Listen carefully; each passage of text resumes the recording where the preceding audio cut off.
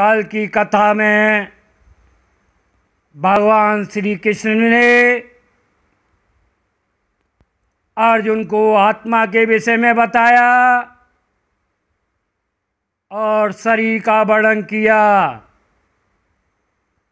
और भगवान ने अर्जुन के कहने पर निराकार और साकार में भेद की व्याख्या की।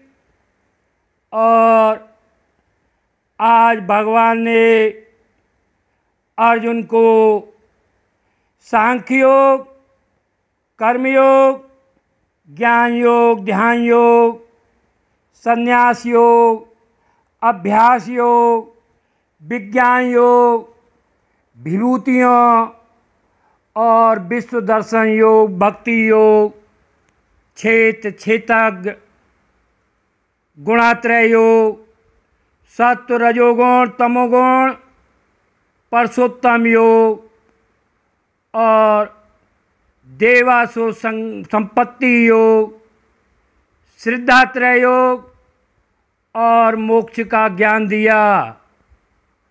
और अंत में भगवान ने अर्जुन को दिव्य दृष्टि प्रदान कर विराट स्वरूप का दर्शन कराया। उधर राजा प्रसाद में बैठे धृतराष्ट्र ने संजय से पूछा, इतना लंबा वार्तालाप, उसी वक्त वार्तालाप पूरा हो चुका था। श्री कृष्ण से ज्ञान लेने के बाद सभी ने सुना,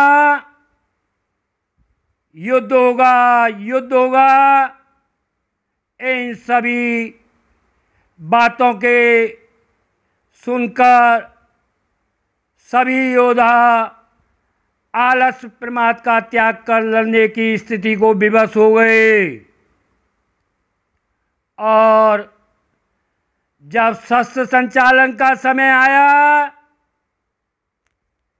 उसी वक्त धर्मराज ने अस्त्र शस्त्र उतार दिए, जिसे देखकर श्री कृष्ण भगवान को बड़ा आश्चर्य हुआ। कृष्ण ने अर्जुन के रथ को धर्मराज के पीछे पीछे हाका। दोनों सेनाओं के मध्य की दूरी कुछ कम नहीं थी। धर्मराज कौरव सेना की ओर बढ़ते ही जा रहे थे। देखते देखते युधिष्ठिर के साथ अर्जुन, भीम, नकुल, सहदेव और श्री कृष्ण सभी धर्मराज के पीछे लग गए। युधिष्ठिर धर्मराज जी जहाँ रुके, वहाँ कौरव सेनापति भीष्म का रथ था। और देखते देखते वह शांतनु पुत्र भीष्म के रथ पर आरूढ़ हो गए और हाथ जोड़कर कहने लगे, पितामह, विधि का विधान विचित्र है। जो आपके पुत्र पौत्रों से मुझे आपस में लड़ने को विवश होना पड़ा है। आप हमारे पूज्य और बड़े हैं।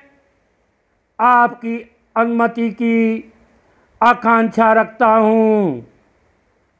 पितामह के मुंह से अनायास निकला कि तुमने युद्ध से पहले अनुमति मांगकर अपने पक्ष को मजबूत कर लिया है।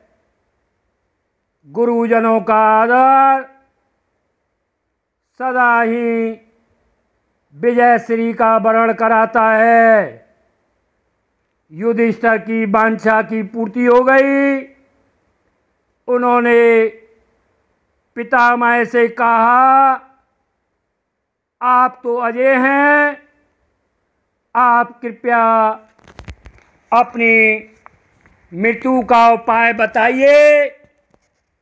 हमारी सेना में कोई भी आपका वध करने में समर्थ नहीं है। पिता में मंद स्मित होकर स्पष्ट बोले, मुझे इच्छा मृत्यु का वरदान प्राप्त है और साथ यह भी सही है कि मेरे रहते कौरव सेना भी अजेय है। मेरी मृत्यु की बात मन से निकाल दो, अभी उसका समय नहीं आया है।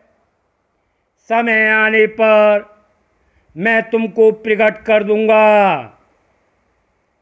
युधिष्ठिर इसी तरह द्रोणाचार्य, कृपाचार्य एवं शल्य के पास भी गए और सभी से अनुमति लेकर अपने पक्ष में लौट आए।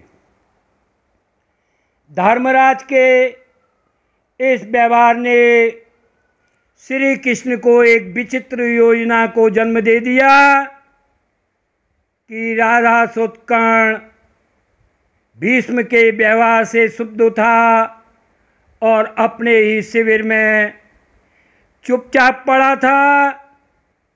श्री कृष्ण रथ को दौड़ाते कर्ण के शिविर में पहुँचे और कर्ण ने उच्च शासन प्रदान कर भूमि में बैठते हुए कहा, प्रभु, इस घड़ी में जब संग्राम किसी भी क्षण शुरू हो सकता है, आप यहाँ कैसे प्रकट हुए केशव?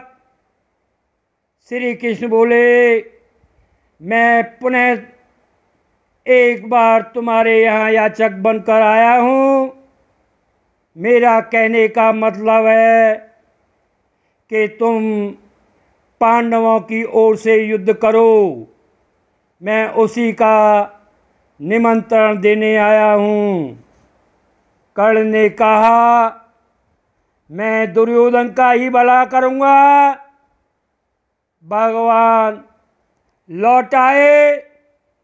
उसके बाद कुंती की विनती करने पर कर्ण ने अर्जुन को छोड़कर उसके शेष 4 पुत्रों को अवसर प्राप्त होने पर भी न मारने का वचन दिया और उधर इंद्र ने ब्राह्मण बनकर कर्ण के कवच और कुंडल ले लिए, जिससे कर्ण शक्तिहीन होने लगा, क्योंकि उसके अभेद कवच के कारण कर्ण को किसी भी दिव्यास्त्र से मारा नहीं जा सकता था। आगे की कथा आपको क्रमबद्ध कहते रहेंगे।